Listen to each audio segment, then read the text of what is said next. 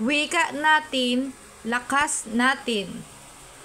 May wika tayong kay ganda, Filipino at wika ng masa. May Iloco, Cebuano at Waray, Kapampangan at Maranao rin ang itaglay.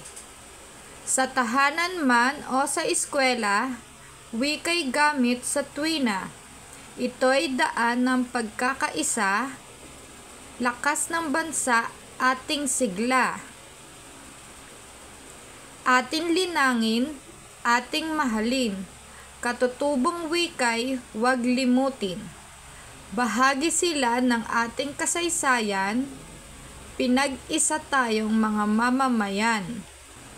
Filipino'y wika ng pagkakaintindihan, sa puso natin ito'y kailangan ingatan. Wika ng bayan, wika ng pagkakaisa, tanda ng pagmamahal sa ating inang bayan.